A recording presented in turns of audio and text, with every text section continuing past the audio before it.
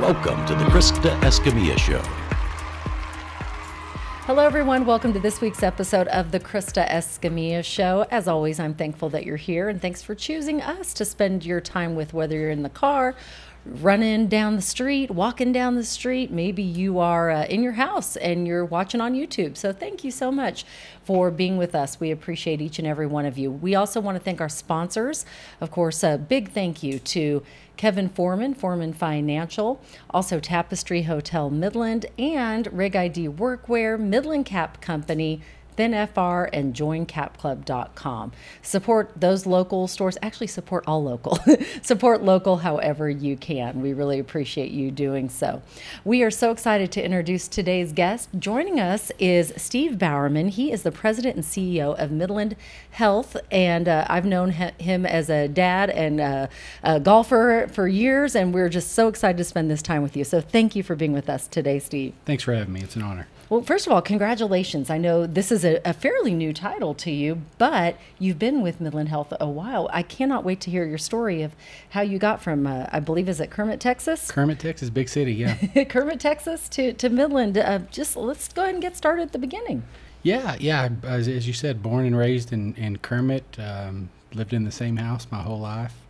My parents were there until just about a year and a half ago. They moved to Stamford, where my older sister lives, Tammy. But yeah, so grew up there, married my high school sweetheart. Get back there from time to time, but not very often now that my parents are gone. But yeah, it was a different time, and it was a great community to grow up in. So from Kermit, where did you go to college? Where did the path take you next? Yeah, I left Kermit after I graduated and went to Canyon. So I attended what was West Texas State University when I started there. So I still call it West Texas State. So does my husband. He was there too. When I graduated, it was West Texas A&M. But I tell everybody I'm a Buffalo, not an Aggie. Nice. So yeah, I graduated there. I had a pretty wild first year, as many people do, and then. Monica, my wife, she was at Tech her first year. She moved to Canyon, joined me, and we got our heads on straight, and we graduated a few years later. In August of '99, finished, and we moved back to Midland. Neither one of us had a job. We knew we wanted to be back in West Texas, so we moved back here, and she had a job in about a week. It took me about 2 months to find a job, but I started my career at Medical Center Hospital in Odessa. I've lived in Midland since August of '99 when we moved back, but the first 10 plus years of my career were in Odessa, and I drove back and forth. So, what was it about medical that really kind of drew you in? They were hiring. There you go. I was not looking for a job in healthcare. I was not looking. My degree was in business, general business, but I had spent about 3.5 years there. I worked for the local school district, and I ran cable for all of their schools. They were putting new computer labs in. You know, it was the mid '90s. People were investing in technology, and so I got a summer job. They had a small grant, and they hired me for the summer to run some cable for them. Somebody showed me how to do that, and I ended up working there until I graduated. So I had a little bit of IT experience. Right.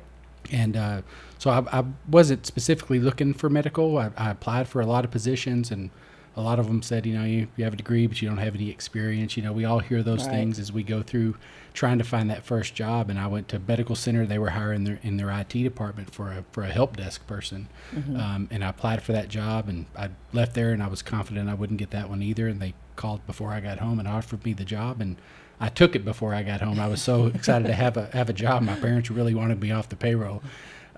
So I was really excited to get it. I wasn't looking for health care, but as you'll see, as my career grew, I was really lucky to land there. I think God called me to be in that field, and it's a very rewarding field to be in. Absolutely. And I feel like, if you would have told say maybe your 20-something self, the early 20-something self, you probably wouldn't have even imagined the career that you've had since then, right? Like you'd been like, oh yeah, sure, I'm going to do that. That's how I look back at those times and go, God has a better plan for us than we have for ourselves. Yeah, I think so. I think I always had high expectations of myself. I knew I wanted to do something that mattered. I say a lot. My dad always told me it was better to make decisions than suggestions. I like that. So I knew I always wanted to be a leader.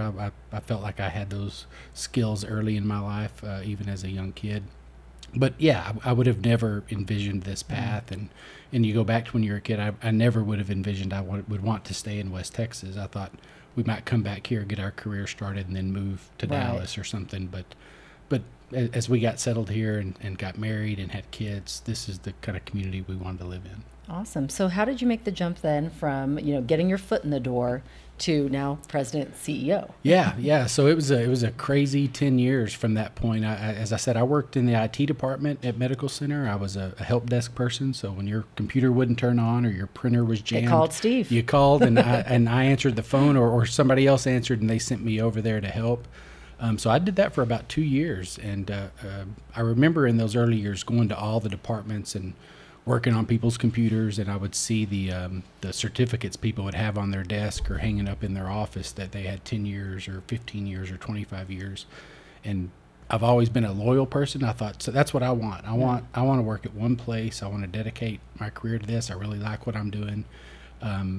So after a couple of years, I had helped implement a cost accounting system at the hospital.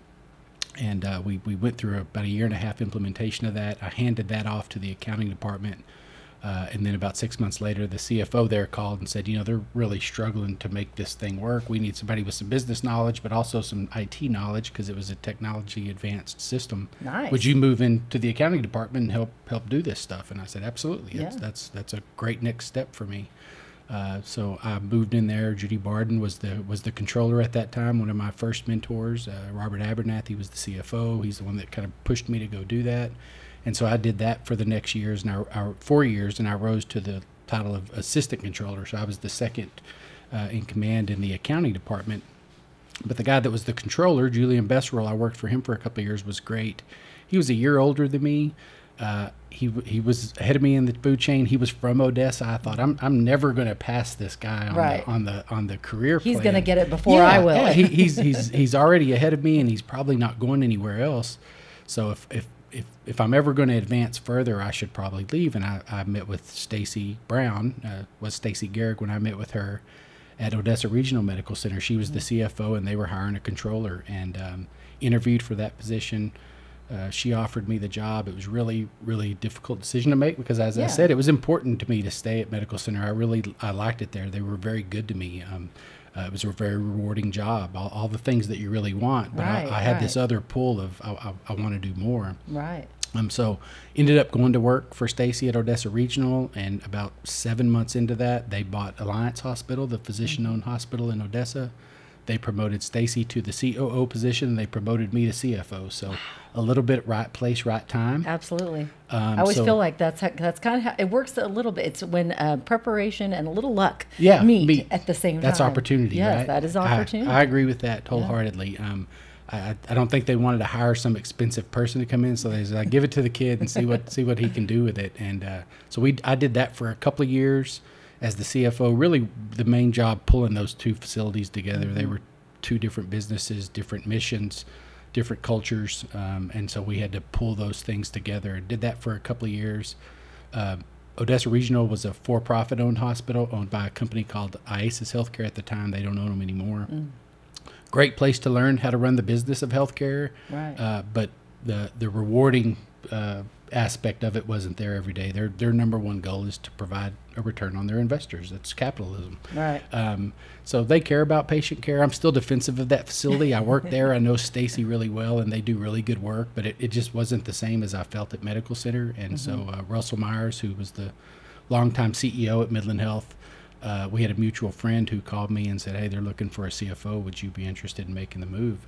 I said, absolutely. And so Russell and I met, it's been almost 15 years ago. It was right before Thanksgiving in 2008. And then he hired me in February, I guess, of 2009. I started a short time after that. And you've been in that position until recently? Yeah, I was in that role just as the CFO for probably 13 plus years. I had a small stint there where I was the CFO and the Chief Operating Officer as well. I had a dual title.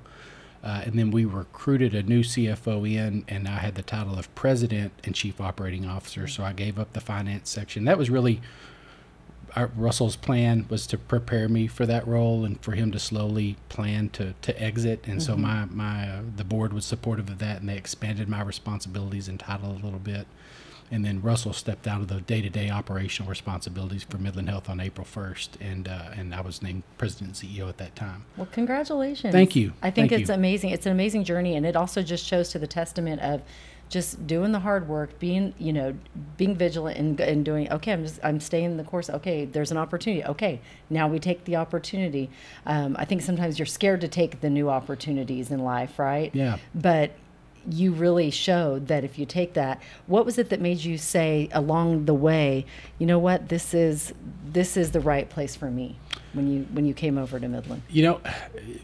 It's hard to say that because I was so you loved happy what you were doing. at Medical Yeah. Center. I was really happy. Yeah. I loved the people there. I worked with really good people. I wasn't unhappy. I think ultimately it was my personal pull of Right. I want to do more. I think I can do a good job. I think I can make a difference, and I want to be in a position to do that. But in the last 15 years, it's hard to think of that. I've been at Midland Health longer than I was at either Medical Center or Odessa Regional or there combined. But he was just a great mentor to me. He was very supportive of me from the beginning, and we talked for the last few years about what his plan might be to exit, and was I interested in this path? And it was hard to make those decisions to take the next step. I really, there was a chance in another dimension where I could still be at Medical Center Hospital, maybe working in the accounting department, and be very happy doing that. Don't you always wish you could go see what would that life look like? There's movies about that. You can always see how it turns out, but it always turns out the way it was supposed to. Yeah, So. and very had no regrets obviously on my side. It's worked out. I keep waiting for the other shoe to drop for 25 years now. I think something bad's going to turn here because I've just had all the breaks. But I have worked hard, and Monica and the family have been real supportive of that. And it's funny to look back and have this conversation. Really, I've done it in the last 6 months as I was promoted to this role, but you just think I'm never going to get there. I'm always working toward it, and then when you look back, it feels like it just went by in a flash. It really does. Yeah. You feel like you blinked. Yeah. Yes. Through the years, I'm sure you even mentioned that you mentioned some key people early on. You had some mentors.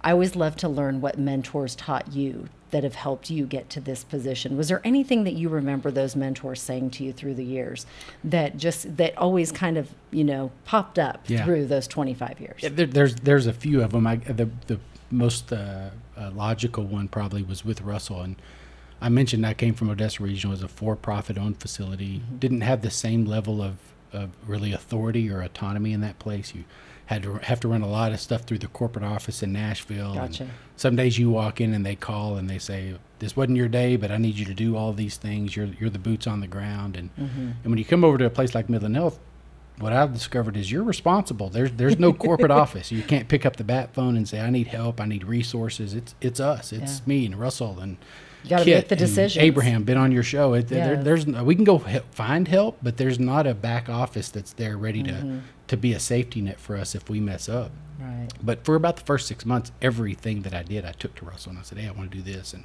I want to change that." And he was always absolutely sure. Yeah, you do that. That's why we brought you here. And about 6 months in, I asked something. He said, "Steve, I hired you to come in here and do this job.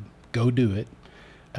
If you need to ask me for approval for everything, I can just do it myself. I need you to go do this, and if I need to pull the reins, I'll pull them. But you just run until I tell you to stop." And that was such freedom. And he did that with a lot of people. And I think it's impacted the way I manage my team today. Is people want autonomy, and if you hire smart people, let them go and don't be afraid to make mistakes. Mistakes are going to happen. Own them, have accountability, learn from them, adjust, pivot, and keep moving. And so I can remember being in his office and said, "I hired you to do this, and I don't need to approve every single thing." I love that. So and it was just and that's a good leader. That was right exactly there. what I needed. It was just the chains were off, and I've been running ever since. I love that. I love that. And that is really good leader. So hats off to Russell for saying that, because sometimes, sometimes you still want to micromanage a little bit, but I think he knew that he didn't need to micromanage, right? What do you think makes a good leader? You mentioned that you always wanted to be in that leadership role. What is it that, that you try to bring to the table now as you lead a large company? I don't know how many employees you have, but you are leading a lot of people. And that's we have 2,500 employees. Wow, and I knew it was a big number. I didn't know how big it was. It is a lot, and if I don't lead all 2,500 people. It's really so you have to empower other people to lead, and that's what I've learned. 10 years ago, 20 years ago, if I thought someday I'll be a really good leader, I think I have these skills. I said that's what I wanted to do, but I'm a completely different person today than I was back then, and I think I learned a lot of that from Russell, and learned it by being allowed to do that myself. But you have to empower people. You have to hire smart people first. You've had a couple of really good people on this show. Kit and Abraham are both superstars for us. We're so lucky to have them in Midland and working at Midland Health. Go watch those episodes if you haven't go seen watch them. Yes, Kit Bredemus and AB Health. There's a few other people at Midland Health you need to have on this show. Marcy I have Madrid. a list. She's on my list. She's so I was going to ask you for her number. I don't have her cell, so I'm going to get that today. I think I could introduce you to her. I would love to talk plant-based with her. She's so inspiring and a visionary, and so I have all these people around me that are not always like me. They think different than me, and they challenge me in ways, and sometimes they frustrate me, and sometimes they tell me I'm wrong, and sometimes you don't want to hear that in the moment, but it's almost like your kids when your kids do the same thing, right? Yeah. But I've always been a fan of healthy debate. I like to be able to sit in a room with our team and you try to give them the freedom to dissent, to disagree with you. Right. And while that discussion may be intense and heated at times, I want to always cultivate that environment where we can challenge each other, because I don't think any of us have all the answers, but I think if we put a few of my thoughts together with a few of Abe's thoughts and a couple of things from Abe and a couple of things from, then suddenly we have this real visionary plan that plays off of all of the team's strengths. Right. And so that's the way we try to operate. Sometimes it's more challenging than other times, but it's usually really rewarding, and I try to set an environment where everybody feels safe to do that, not just with me, but with each other. I love that. And that is so important. You have to feel safe in that meeting space that you can throw out your ideas. And it's not going to be like, nope, we're not even listening. Yeah. You've got to be able to do that. I love that. I have so many questions. I'm like, where do I go next? Where do I go next? Something that you mentioned there, because there is a quote. If you're always... And I don't even remember what the quote is right now, but it goes to the fact that if you're always talking to the same people and they're agreeing with your ideas, are you really growing, right? And so I love that, you have to be able to have those talks and be able to disagree and agree to disagree. And speaking of quotes, we need to do our quote of the day. Okay. So you've seen the show, Steve. You know how this works. We're gonna pull out any card and you're gonna read it, and we're gonna see what that quote means to you. Okay, which card did you get? Focused. Oh, the focus card. I think that fits you appropriately. And what does it say? Feel free, bring out the glasses, borrow mine if you need them. I wouldn't have to put these on during the show. It's okay. I keep mine handy. You never know. All right. It says, once you make the decision, you will find all the people, resources, and ideas you need every time, by Bob Proctor. That really fits into what we've just been talking about. It really does. Surround yourself with really good people. I love that. Yeah. So, you'll find them. They'll find you. And be open-minded to when they present themselves to you. Yes, and that is so appropriate for you, because your team is so amazing. They really are. What is it that you love about going to work every single day at Midland? You are taking care of our whole community. We all look to... If right now I go break my leg, I'm walking into Midland Health, right? Yeah. Or if I, God forbid, I'm sick and there's a diagnosis that needs to be made, I'm walking in. What is it you love about your job in taking care of West Texans? Well, I mean, that's just it. It's an important. It's very rewarding. It's challenging. The rules change all the time. You have to stay on top of the business. It's never boring. It doesn't matter what's going on in the economy. Obviously, people find out I'm from Midland, and the old adage of, "Are you in the oil business?" We're all in the oil business. Everybody is. Yeah. That's right. No matter what you do. But it doesn't matter what's going on in the oil business. The hospital's busy all the time. People get sick. There's car wrecks. There's traumas. There's all kinds of reasons why people are coming into the facility, and we've got a job to do. And when it's challenging times here, it's challenging in the hospital. Manage a scarce amount of resources to take care of all the patients, to take care of all of our employees so that they can take care of patients. So it's just really rewarding, and it's ever changing. So it's always challenging. You never get bored. If you get settled, look over your shoulder, because change is coming, and it'll punch you in the gut if you're not paying attention. So it's just at the base level, it's fun to be able to work in that kind of environment. and we take really good care of people, and I'm proud of that. You really do. We've seen it from our family over the years, and you really do. I have to ask you, you mentioned challenging times. COVID, one of the most challenging times I'm sure you saw in your entire career. What did you learn through that? Because as you mentioned, your business never stops, even in a pandemic. It didn't stop. It changed. So what did you learn during that time? Yeah, I learned a lot about myself and learned a lot about our team and the people that work at the organization. It's certainly the most challenging time I've ever experienced in my career. And we had a few runs of things that impacted our hospital. We had a roof fire. We had the mass shooting that happened across the Permian Basin, mostly in Odessa, but it started here in Midland, and there was a lot of unknowns, and our team responded to that. Early on in my tenure here, we had the train accident, and all those patients showed up for the Hunt for Heroes, showed up at our facility. And what I've learned, and COVID to the greatest extent possible, just shows when times are really tough, our people step up. They're at their best, and I think that's the calling of healthcare. Is you're charged to help somebody when they're sometimes in their very worst moments, and it takes a special kind of person to be able to do that. And that's what our people do. You know, day to day, if it's an average day, you may hear some things from employees. They may take this, but when the rubber hits the road, when times get tough and they have to step up, there's nobody else I'd really rather surround myself with than our management team and our frontline staff. I watched them go through that for a few years. I certainly did my part, tried to help, but I talked to people about my golf game. I used to play a lot of golf, and I didn't play a lot of golf for those 3 years, and I wasn't up on the floor taking care of patients, but I felt this real guilt and connection with our staff of, what I'm supposed to leave here, on a Saturday afternoon and go play golf, and we have people up there on the floor dying, and sometimes I sat in my office and I wasn't productive at all, but I felt like I needed to be there because our team was there. And I never thought about it that way. Yeah, it was. Because it was we all, as a community member, we just felt for what you were going through because, you are really the heart of the community. When you think about it, you're the ones that keeps us going health-wise and is there in tragedy and is always there. You never think, oh, I don't know where to go. No, you know where to go. You're going to go to the hospital when your health fails or when an accident happens. There is a levity behind that you're right. I saw during that time from the nurses, they were the stress, the amount of stress and work they were doing when everybody else was just kind of on hold.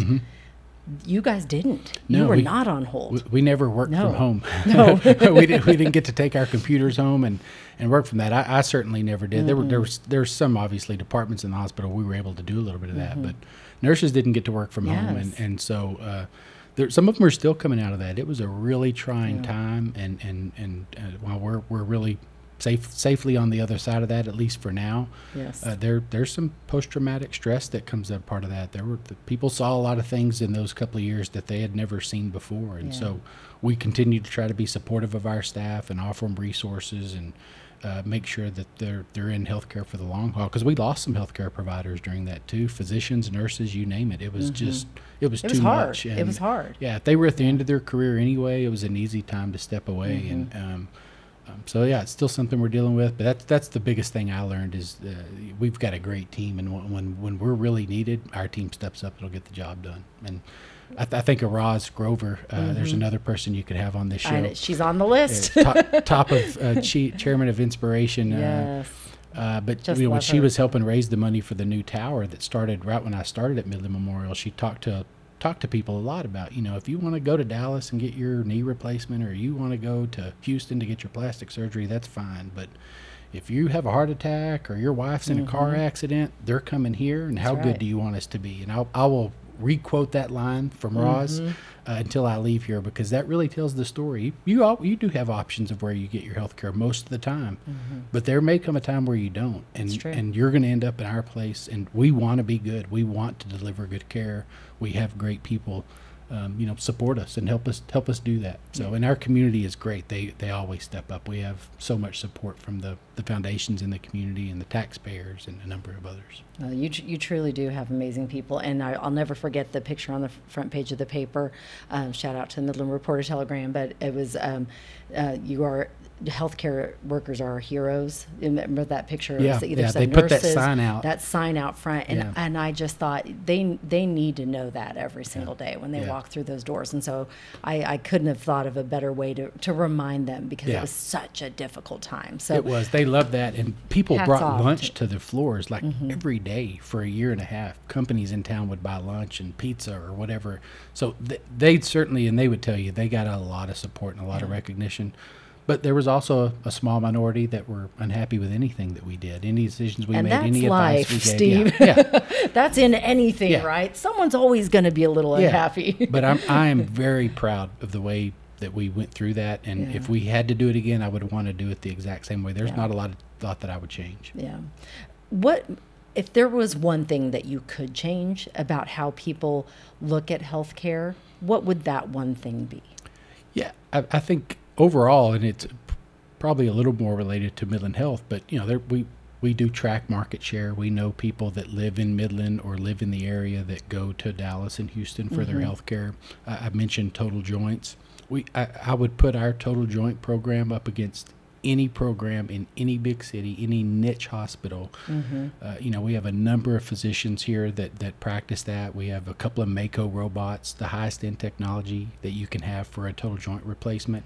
And so that's one service line, but there are a lot of service lines that we have invested in and we can take good care in, but because my mom's good friend told her at church that she had a bad experience at Midland Memorial back in 1983. We won't go there. Right. We're a different facility. We've grown a lot in the last, certainly the 15 years that I've been there, with the new tower opening and the technology investments we've made.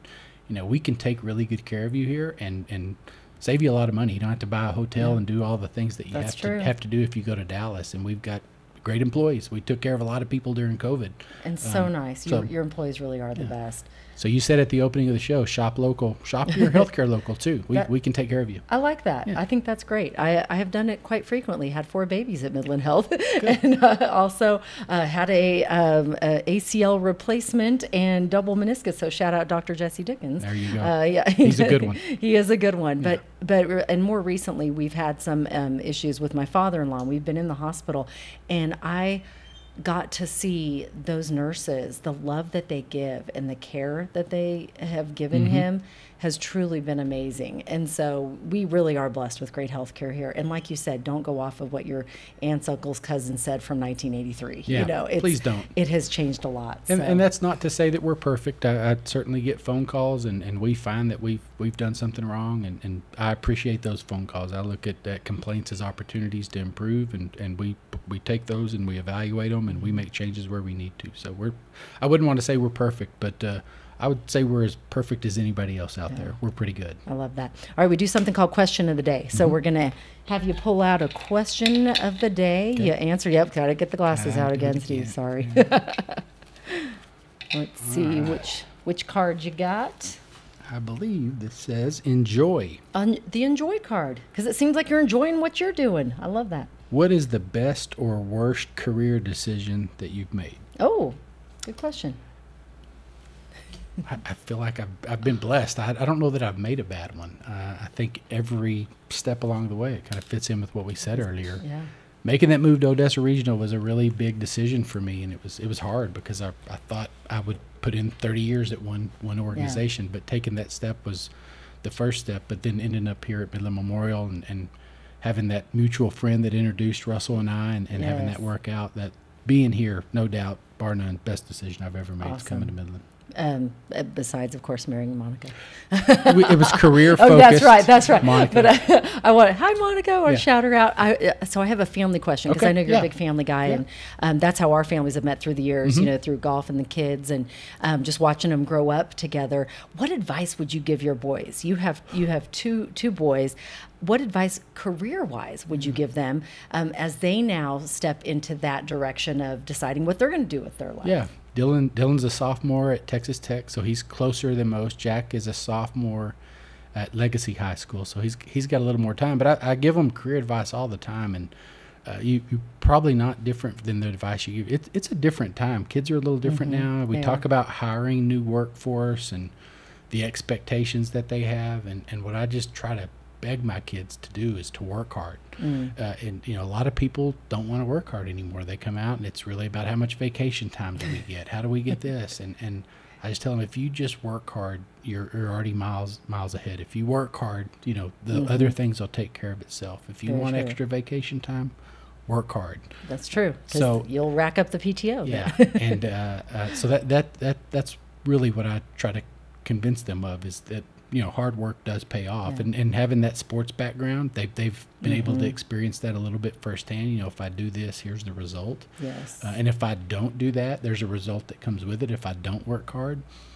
But I haven't pushed them into a specific career. Healthcare, Dylan's a business major, but that's about as broad a major as you can have. I don't know where he'll land, but Jack's got a ways to go. We're still trying to not hit snooze 18 times in the morning. Good goal. Yeah. Small goals. But kid works hard. He's up before the sun's up, and he's home usually after the sun's down. And they definitely are very involved in all that they do. And when they're doing something, they are pretty committed to it. So I have high hopes for them. And I think that is the key thing, is work hard. But you're right. This generation is a little bit different in the way that they look at things. And I don't know if it's because our generation had a different generation raising us, and then we passed on different, I don't know, advice to them. Because I know with our kids, I'm always like, follow your passion, dream big, believe, and I'm like, they're taking it to heart, which is great. Yeah. And they're thinking, okay, what do I want to do the rest of my, and I always say, you have to enjoy what you're doing, because if you enjoy what you're doing, you never work a day in your life. That's right. Even though you are working hard at your craft or your whatever it is. And I don't know if it's phones, I don't know what it is, but it is there is a little bit different, something different they're looking for, which is great. The world is changing all the time, right? Yeah. And we don't want them to be just like us. No. I know, I don't want mine to be just like I was at their age.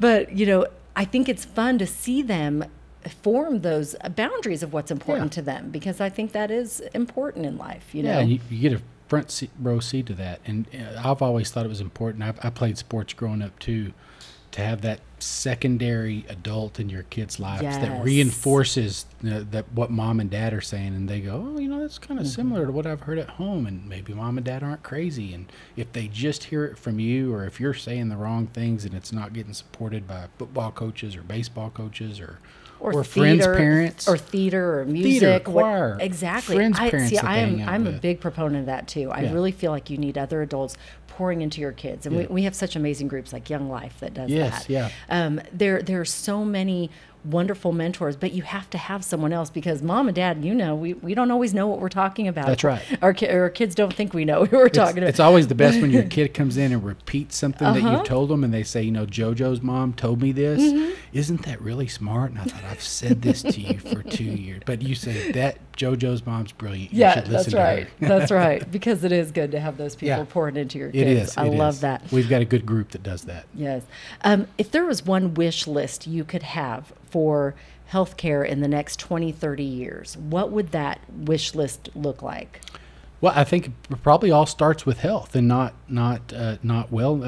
health care, but we want a healthy community. Let's talk about that. Yeah. I agree. Yeah, there's certainly other people in our organization that can give you a real passionate speech about that. But there are certainly factions out there that think any presence at the hospital is a failure in healthcare in some way. You shouldn't have to come to the hospital. We should be taking care of people in physicians' offices, and you should take care of yourself at home, eating the right food, some of those things, so that you don't show up in the hospital with all these things. Obviously, people are going to have babies, and car wrecks happen, and we have to respond to those things. The unexpected, yes. But that would be my wish for people, is that they take a little more serious approach to their own health and wellness, and take better care of themselves, so they don't have to come to the hospital quite as much. Right.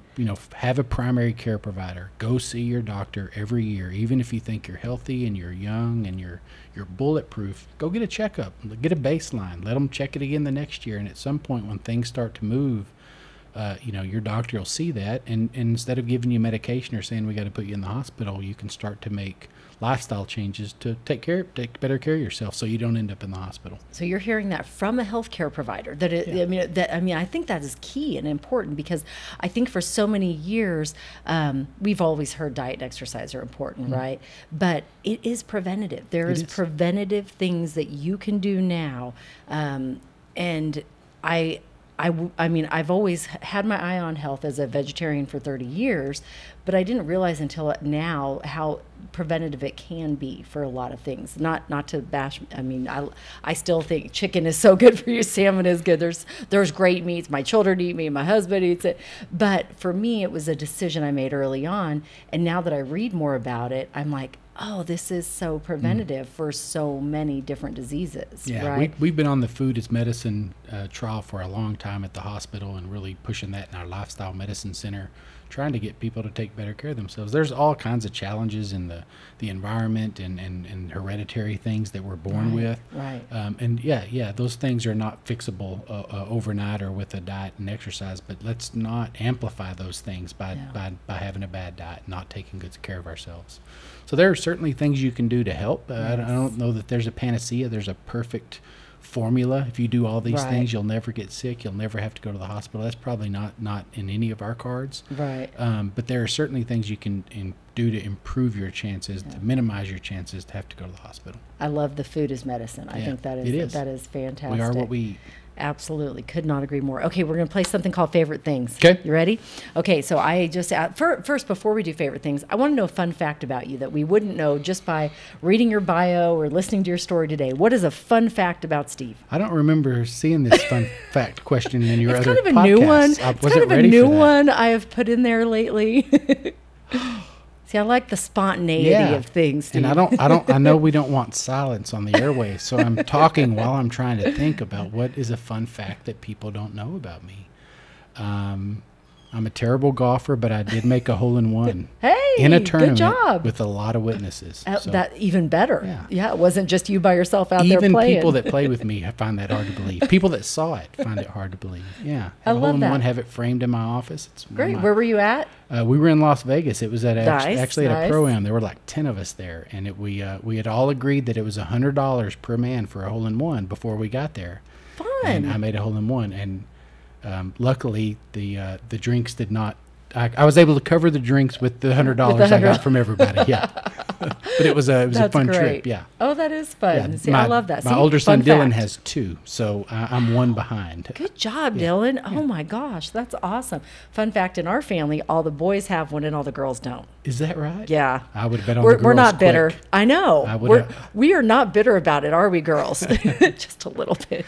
I know. It's all right. But I'll give you the order even too. It was fun. So Al got the first one. Okay. He got the first one at Odessa Country Club, I believe. Okay. Austin got the second one. He was in a golf tournament in Dallas, NTPGA, the championship thing.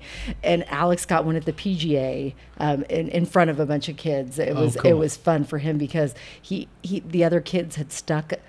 Their birdie putt was going to be this far, so basically he had to sink it to win the hole, and he got a hole-in-one. So you all may have fun been there. Stuff. When Dylan made his, he was probably 11. His first one, he made it in an was it the tournament. Same thing? It was at Ranchland. Oh, okay. And I was caddying for Jack. Monica was caddying for Dylan. We alternated. We divided and conquered. And I had my phone, but me and Jack were in the throes of probably some shot that was an hour ago. Still arguing over it. And so we finally come up on 18, and everybody's kind of yelling at me. And Monica, we called. I'm like, what are you talking about? And she's like, Dylan made a hole-in-one. I do remember him making it now. And I had to buy orange juice for all the kids. That's great. That's great. It was great. And then, so I didn't get to see that one, but he was playing with me and a group of my friends at spring break. And he made one there when I got to see it. I got a video of it. Did get to see the video going in, but we videoed him going up to get it. And I love it. It was nice. Yeah, it was good. I got to see that. It's so fun. Yeah. It's such a great sport. We could talk golf for like an hour or 2 or 3, but we have to continue. Okay, favorite things. Ready? Favorite book? The one I just read, Talking to Strangers, Malcolm Gladwell. Okay. Can't go wrong with Malcolm Gladwell. All of Malcolm's are really good. But there's a lot that I read through my master's program, but that's one of the most recent ones. Okay. Atomic Habits are really good too. Oh, Atomic Habits is really good. I'm going to put that one on the list. Favorite podcast? The Krista Escamilla Show. Thank you. Yes, I told him to say that. No, I'm kidding. Did not tell him to say that. I appreciate the shout out. Yeah, I do listen to the Ringer sports podcast when I have time. So Fun. Bill Simmons and a couple of those shows. Yes. Okay. Yeah. Podcasts are so, I love it. I love it because you can listen anywhere, anytime. You can pick up where you left off. If you're traveling, they're great. So we don't care if you watch or listen to the Krista Escamilla Show, but we would love it. But if you can just listen, find a podcast you love, because I feel like you can learn something. I know the ones that I listen to on the daily, they change the trajectory of my day. They truly do, because I find just one quote or something inspirational, or a guest says something, and I'm just like, oh man, I really need to hear that today. There are a lot of good things coming out of that. No Neutral Moments, Patrick's is good too. Good, yeah. It is very good. It's just once a month. It's a 40-minute podcast, so there are many shows that you can listen to fill your drive into work every day. And you're right, a lot of them are pretty inspirational. So. They really are. Yeah. I love it. Okay, favorite movie? Oh, goodness. Searching for Bobby Fischer. Okay. Yeah. I haven't seen that one in years. It's an old one, yeah. It is an oldie chess but goodie. Movie. Yes. Kid's a prodigy chess player. They discover it when he's really little.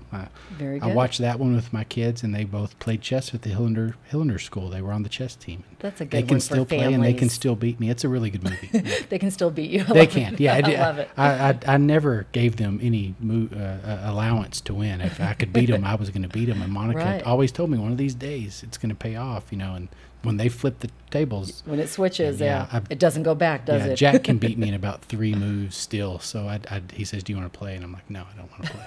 That's funny. Yeah. That's awesome. I love that. Good movie. Favorite restaurant in town? Monterey's Cochina. Yeah, okay. The old Jorge's on Midland Drive. Yeah, we used to do that once a week. Monica and I just went last night. It's probably our favorite place. Yeah. Awesome. Favorite coffee shop? The Bowerman House. Sounds like us. I don't stop and do a lot of coffee on the way. Quick's always got good fresh coffee if you need something in a touch. But usually I've got the big Yeti and I fill it up before I leave the house. Go. Yeah. Okay, I love it. Favorite. Ooh, this is I like this one. Favorite memory here in Midland. Monica and I got married in Midland. Both of our kids were born in Odessa, actually. Dylan was born at Medical Center when I was working there, and Jack at Odessa Regional when I was working at Odessa Regional. But Monica and I got married here, and our after party was at Green Tree Country Club. Before we were members, I don't remember who the crazy person was that sponsored us so we could have our party out there. But shout out to whoever it was. Yeah, whoever that was. Thank you very much. But who knew that years later we'd be members out there, and if we're not working or chasing our kids around, that's where we spend most of our life. It's such a great place for families. It is. It really is. Okay. Favorite song? Games People Play by Tesla. Oh, okay. Good one. It's a good one. That is a good one. It's an old high school song, but I can tell you're nostalgic, aren't you, Steve? You like the oldies but goodies. That's how I am too. I could think for a moment and probably come up with some good current song, Post Malone or something. But when you said it, that's the first thing that popped in. That was our senior song. It's a really good song still. I love it. If you could, if you could think of what you want your legacy to be, looking back now, going through the years of in your history in medical care, what do you want your legacy to be that you leave behind? Oh, that can change from time to time. I think what's probably on all of our minds right now, and certainly a big focus of mine, is to improve the workforce access. The people we have, we've talked about how great our people are and how they step up in times of need. We just don't have enough of them. And we're no different than the school district trying to hire teachers, or the oil field trying to find workers for theirs. We need more workforce here in the Permian Basin for all the things that we do. And so we're heavily invested with the University of Texas Permian Basin, Odessa College, and Midland College with their nursing programs, respiratory therapy programs. Our Midland Health partnered with Midland College to restart the Rad Tech program here in Midland. It was closed and shuttered several years ago. They started that this year. So we're really invested on growing the future healthcare workforce for not just Midland, but the Permian Basin. We'll certainly lose some of those people to other facilities. But if we help train somebody and then they end up as a nurse in Pecos, I think that's a win for us too. Our responsibilities are not just in Midland County. Right. Our mission is to provide health care for greater Midland. So we recognize that our responsibilities extend to some of the rural communities around us. And so that's really what our focus is. So I would say today, one of the things I would like people to say in 15 or 20 years when I'm gone is, he really brought in additional workforce, invested in the high school students, invested in the universities and the colleges here, so we'd have more nurses, have more respiratory techs. I think that's a great legacy to leave behind with your career, because to me, I know you feel the same way. I love raising our family in West Texas, and it's a great place. We need to let everyone know, and I love that you're trying to keep everyone here too, so that they'll raise their families here and stay in the medical field. But also, if you're listening to this in another town, and because we do have listeners all over the world now, which is thank you, hi all over the world listeners. Come to West Texas. It truly is a great place to raise a family. And I can't even imagine really doing it anywhere else. We have big city things in a smaller town, I believe. My mom says all the time, because I'll say what we're doing this night and what we're doing. She's like, y'all have more than what we have in a, in a bigger town. And she's like, it seems like you guys are in a Dallas or in a, and I'm like, no, we just, people will come here and support our town. And I love that. So people say all the time, there's nothing to do in Midland. There's a lot to do there. There really is. I have never been to Summer Mummers. I've lived here for Really? 25 years. Never been. There's lots of You things need to do. go. I do need to go, but I'm sure is, Kit tells you every year Oh, you yeah, need to yeah. go. yeah, he wants to throw popcorn at me. I'm quite sure of that. What was that? I've never been in. You've never been? Have you? I've been one time, but it was also when I first moved here. Yeah. But There's lots to do There here. are so many great things to do. And if you want to do things that aren't here, we have the best airport around. It's so easy to get in and out. We got direct flights to Vegas. We got several to Houston and Dallas every day. If you want to go do something else, you can go do that for the weekend. You can come right back home and raise your family here, get your health care here, get to listen to your podcast here. That's right. And Midland Health is hiring. That's right. Always. Always hiring. So come join a great workforce. This has been so much fun. Thank you for joining us today. We're coming close to the end of our time, so I have two questions. Okay. First one is, if you have a favorite nonprofit organization that you want to shout out today. We always love to shout out our amazing nonprofits. Can I do two? Sure. Well, Yeah. first, of course, is the Midland Memorial Foundation. Yes. Some people don't know, but originally Midland Memorial Hospital was built by local community members without being a tax base, without having a tax support. Mr. Scarborough was on that committee, and so the hospital was formed originally in 1950 by the Midland Memorial Foundation. We became a hospital district in 1978. But the foundation still exists. They gave us a gift of $1.5 million just a few weeks ago to buy some new technology for lung cancer screening. Oh, that's fantastic. So that we would not be who we are without the Midland Memorial Foundation. So they support us in great ways. And did I read that Russell's moving into that space? I read that? He is an employee of the foundation. Okay. That's right. And his primary focus is on the Behavioral Health Hospital. I'll let you get him on the show. We'll get to Russell talk on about to talk that. about I could that. steal that thunder, but that's his primary focus right now is to Okay. help get that hospital built and opened toward the end of 25. Fantastic. The second one would be Senior Life. I'm on the board at Senior Life, and Love Senior they're Life. building their new facility. Meals on Wheels touches so many lives in our community. It's such an important service. Yes. As they got ready to build their new facility, I was happy to be on the board, but you always wonder, what am I providing? What am I here for? How do I help this organization? Right.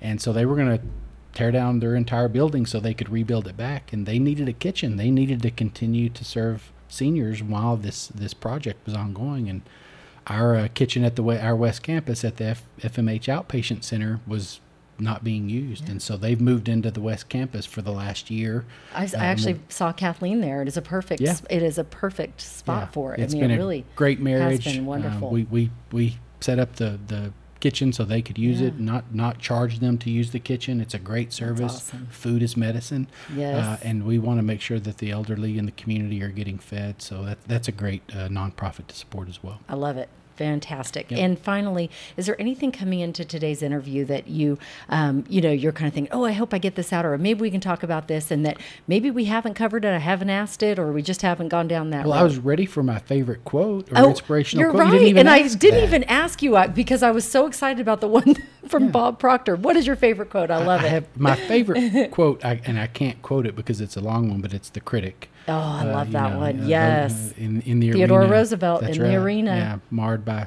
faces marred by sweat and blood and tears. It's much more important than the person sitting on the sidelines. And I think of that. That's been my favorite quote for a very long time, since I was in high school. But it fit with our staff during COVID, where I saw people on TV saying the things we need to be doing. I think there's people in there that are doing it. Really inspirational. But that was too long, and I couldn't memorize it anymore. But I love that one. I'm with you. That one is a good one. I love Ted Lasso. I hope you're a Ted Lasso I'm family. a huge Ted Lasso fan. Be curious, not judgmental. I love it. And so we need to open our ears and listen and ask questions and try to learn and not be so judgmental when we hear things. It's a great show, and that quote really stuck with me. I love that and we didn't even get to talk about mental health. Mental health is so important. It is. It really is. And that show, I mean, I probably cried every episode of it, and I love it. And one of my quotes that I always leave the show with is believe. I always say dream big, believe. And that sign up there, I mean, I get chills just thinking about it. I'm like, but you've got to believe. And that Ted Lasso has now gotten to really put that out there in the world.